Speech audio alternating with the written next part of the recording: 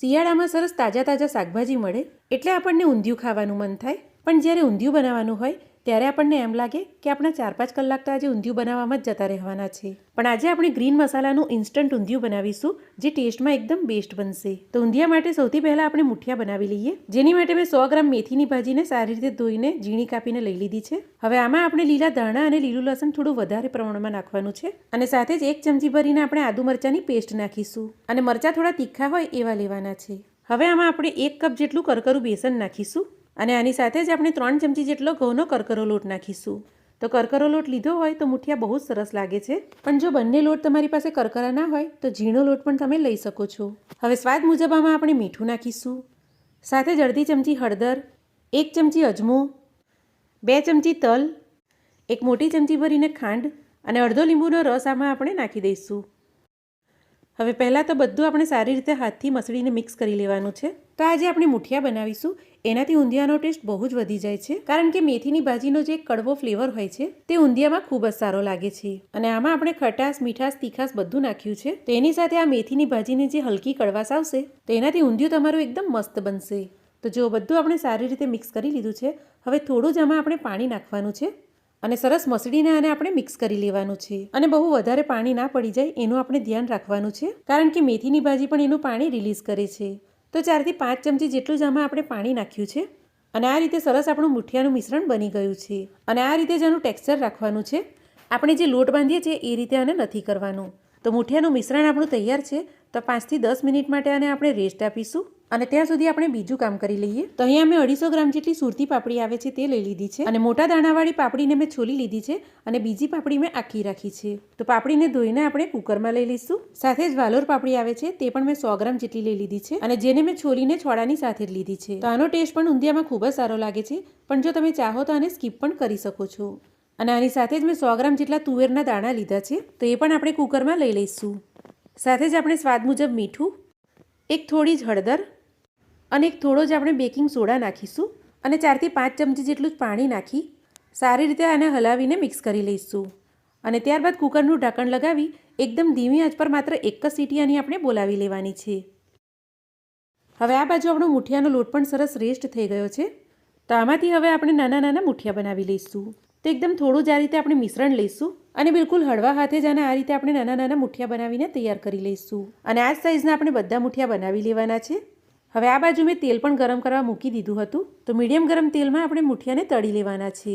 અને તેલને પહેલાં તો આપણે હાઈ ફ્લેમ પર ગરમ કરી લેવાનું છે, અને તેલમાં મુઠિયા નાખ્યા બાદ ગેસની ફ્લેમને આપણે મીડિયમ ટુ સ્લો કરી મુઠિયાને આપણે ફ્રાય કરીશું. તો મુઠિયા આપણા અંદર સુધી સરસ ફ્રાય થશે અને જરા પણ કાચા નહીં રહે.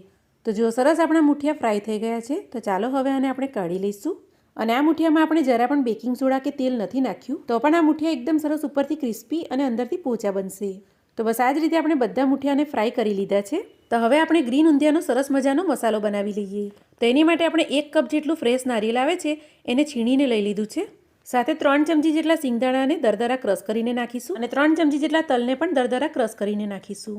હવે 2 મોટી ચમચી જેટલા આદુ લસણ અને મરચાંને વાટીને નાખીશું, અને મિક્સરમાં ક્રશ કર્યા કરતાં આ રીતે તાજા વાટેલા આદુ લસણ મરચાંનો ટેસ્ટ ખૂબ જ સારો લાગે છે. હવે 1 વાટકી જેટલું આપણે લીલું લસણ ઝીણું કાપીને નાખીશું, અને સાથે જ 1 વાટકી કોથમીર પણ નાખીશું. હવે આગળ ઘણા બધા શાકભાજી પણ આવશે, એટલે બધાના ભાગનું 1 મોટી ચમચી મીઠું નાખીશું. સાથે જ અડધી ચમચી હળદર અને 2 ચમચી આપણે ધાણા જીરું પાવડર નાખીશું. હવે અડધી ચમચી હિંગ, અડધી ચમચી ગરમ મસાલો અને 1 મોટી ચમચી ભરીને અજમો નાખીશું. સાથે જ 2 ચમચી જેટલી ખાંડ નાખીશું, અને 1 લીંબુનો રસ નાખી દઈશું.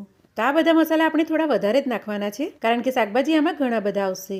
હવે 2 ચમચી આમાં આપણે સિંગતેલ નાખીશું, અને આ મસાલાને આપણે સરસ મસળીને મિક્સ કરી લઈશું. તો ઊંધિયા માટેનો જે આ મસાલો આપણે બનાવ્યો છે એનાથી જ આપણું ઊંધિયું એકદમ ટેસ્ટમાં બેસ્ટ બનશે. અને જે પણ આપણે વેજીટેબલ લઈશું એમાં આ મસાલાને ભરવાની પણ જરૂર નથી, કારણ કે આપણે આ ઊંધિયું એકદમ ઝટપટથી બની જાય એવું ઇન્સ્ટન્ટ બનાવીએ છીએ. એટલા માટે રેસીપીને તમે જોતા રહેજો. તો જો આ રીતે દબાવીને મસળીશું તો સરસ બધા ફ્લેવર એકબીજાની સાથે મિક્સ થઈ જશે, અને આ મસાલાનો ટેસ્ટ પણ બહુ જ સરસ આવશે. તો જો સરસ મજાનો મસાલો આપણો બની ગયો છે, તો હવે આપણે આગળની પ્રોસેસ કરીશું. હવે આપણે જે તેલમાં મુઠિયા તળ્યા હતા તે જ તેલને આપણે ગરમ કરી લેવાનું છે, અને એમાં આપણે 200 ગ્રામ જેટલા શક્કરિયા છોલીને મીડિયમ સાઇઝમાં આ રીતે કાપીને નાખી દેવાના છે. અને આની સાથે જ આપણે 2 બટાકાને પણ આ રીતે છોલીને મીડિયમ સાઇઝમાં કાપી લીધા હતા, તો એ પણ નાખી દઈશું. અને મીડિયમ ટુ હાઈ ફ્લેમ પર જ આપણે સક્કરિયા બટાકાને ફ્રાય કરી લેવાના છે. અને અંદરથી જરા પણ કાચા ના રહે એ રીતે ફૂલ ફ્રાય જ આને આપણે કરી લેવાના છે. તો જો આ રીતે આનો કલર ચેન્જ થઈ ગયો છે અને અંદર સુધી બટાકા અને સક્કરિયા આપણા સરસ કૂક પણ થઈ ગયા છે, તો હવે આને આપણે કાઢી લઈશું. અને હવે આપણે આ જ તેલમાં નાના રીંગણને 4 કટ વચ્ચેથી લગાવીને નાખી દઈશું. અને રીંગણ પણ મેં 250 ગ્રામ જેટલા લીધા છે. હવે આ રીંગણની સાથે જ આપણે કાચા બટાકાને છોલીને આ રીતે મીડિયમ સાઇઝમાં કાપીને નાખી દઈશું. અને આની સાથે જ આપણે રતાળુને પણ છોલીને નાના પીસમાં કાપીને નાખી દઈશું. હવે રીંગણ, રતાળુ અને કાચા કેળાને પણ આપણે સારી રીતે ફ્રાય કરી લેવાના છે. તો સરસ આ ફ્રાય થાય અને ચપ્પુ વડે આ રીતે ચેક કરીએ તો અંદરથી સરસ કૂક થઈ ગયા હોય એવા તમને આ લાગવા જોઈએ. તો સરસ આપણા આ કૂક થઈને ફ્રાય થઈ ગયા છે. તો આને પણ હવે આપણે કાઢી લેવાના છે.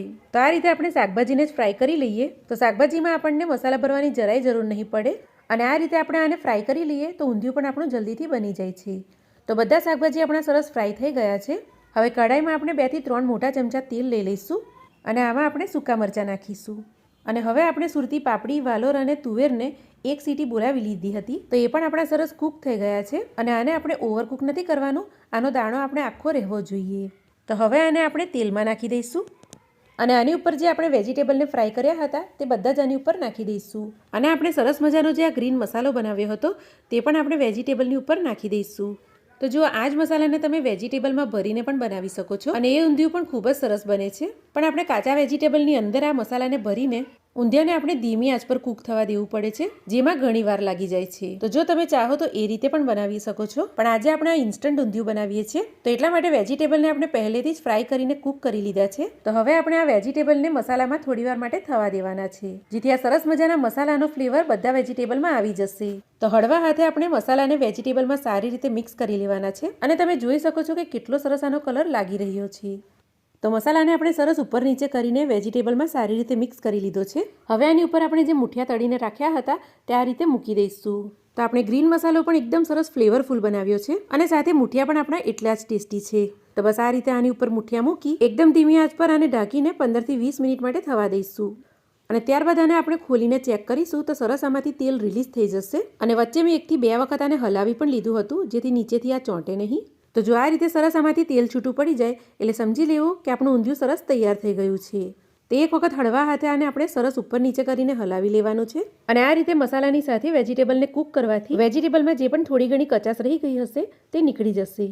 તો ચાલો એકદમ ફ્લેવરફુલ સરસ મજાનું ઊંધિયું આપણું તૈયાર છે. તો ગરમા ગરમ ઊંધિયાને આપણે સર્વ કરી લઈએ. તો જોતાં જ ખાવાનું મન થઈ જાય, બન્યું છે ને એવું ઊંધિયું. તો જો તમને પણ એકદમ ટેસ્ટી ઊંધિયું ખાવાનું મન હોય પણ ઊંધિયું બનાવવાની પ્રોસેસ ઘણી જ લાંબી લાગતી હોય તો એક વખત તમે મારી આ રીતે ઊંધિયું બનાવીને જરૂરથી જોજો, કારણ કે એકદમ ઓછા સમયમાં એકદમ ટેસ્ટી ઊંધિયું બનીને તમારું તૈયાર થશે. અને જ્યારે તમે ઊંધિયું બનાવશો ને તો જરૂરથી મને યાદ પણ કરશો. અને ઊંધિયાની સાથે સરસ મજાની ગરમા ગરમ પૂરી અને સાથે જ જલેબી મળી જાય તો મોજ જ પડી જાય. અને આની સાથે આપણે લીલા લસણની છાશ પણ સર્વ કરીશું, જે ઊંધિયાની સાથે ખૂબ જ સારી લાગે છે. તો તમે પણ એક વખત આ રીતે જરૂરથી ઊંધિયું બનાવીને જોજો. અને જો રેસીપી ગમી હોય અને મારી ચેનલ પર નવા હોય તો મારી ચેનલને તમે જરૂરથી સબસ્ક્રાઈબ પણ કરી લેજો. તો ચાલો મળીશું નવી રેસીપીની સાથે. ત્યાં સુધી આવજો.